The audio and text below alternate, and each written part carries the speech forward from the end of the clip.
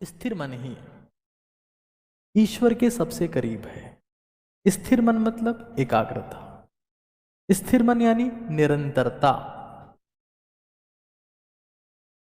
स्थिर मन यानी सर्वोच्च संभावना। स्थिर मन यानी ईश्वर। सिंपल। जहां मन स्थिर नहीं है, तुम मुझे बताओ कि अगर अर्जुन में एकाग्रता नहीं होती तो भगवान श्री कृष्ण अर्जुन के साथ में कभी होते? कभी अर्जुन उनका परम शिष्य होता? कभी अर्जुन को वो गीता ज्ञान देते? ऐसा कुछ भी नहीं होता। अर्जुन में एकाग्रता थी। क्यों? क्योंकि स्थिर मन था। जब एकाग्रता आई तो निरंतरता हो गई और वो ईश्वर बन गए। अगर मैं सेशन आप लोगों के सामने ले रहा हूं, मैं आपको सच बता रहा हूं, मेरा मन इतना ज्यादा स्थिर है कि दुनिया में शायद ही कोई इसे भटका सकता है। मैं सिर्फ अभी यहीं पर हूं और 100% यहीं पर हूं।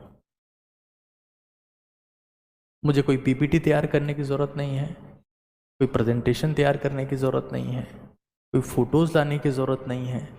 जो मेरे मन के विचार आए जा रहे हैं वो मैं आपसे शेयर करता जा रहा हूं, साझा कर रहा हूं।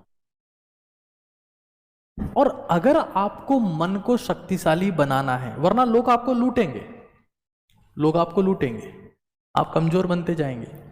मन को शक्तिशाली बनाने का दो रास्ते हैं। एक नहीं कहूंगा, दो रास्ते। एक, श्वास पर ध्यान दो। श्वास पर ध्यान आपको शायद पता नहीं होगा, एक मेरा सेशन आने वाला है बुद्ध या बुद्धू, मैं बहुत जल्दी इसके ऊपर चर्चा करूंगा। भगवान बुद्ध ने कहा कि श्वास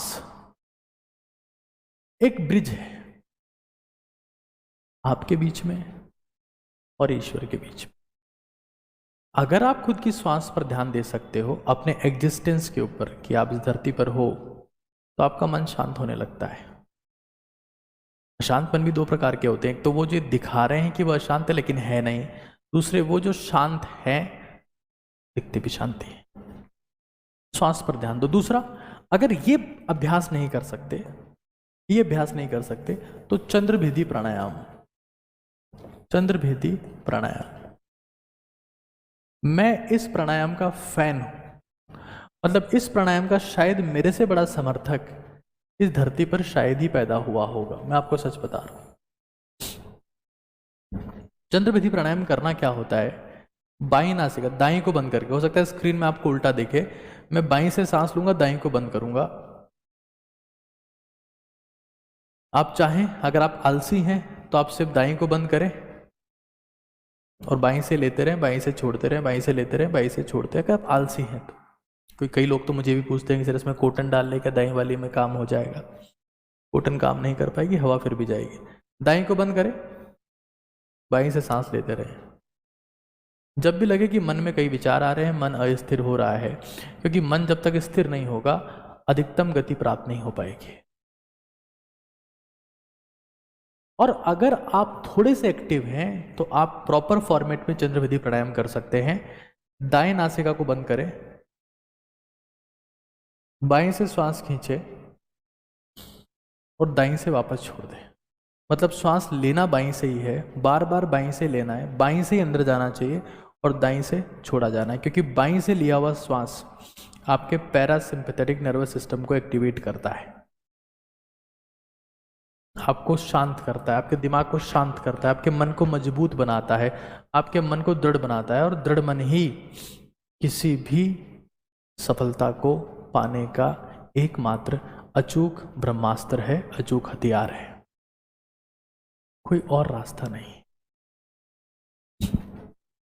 सिंपली अपनी श्वास पर ध्यान दे सकते हैं या चंद्रभेदी प्राणायाम करें। मैं अपनी जिंदगी में अगर किसी चीज को सबसे ज्यादा प्रायोरिटी देता हूं तो वो चंद्रभेदी प्राणायाम है।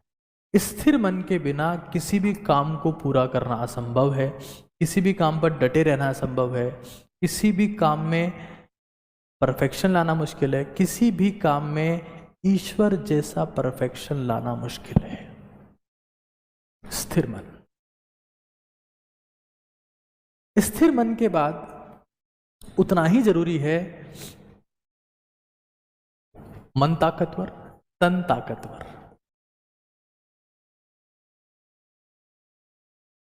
एक चीज आप समझ लो, अस्पताल में जो स्ट्रेचर होते हैं,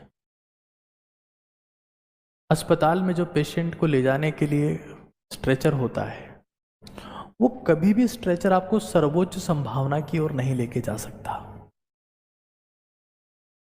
और अगर मुझे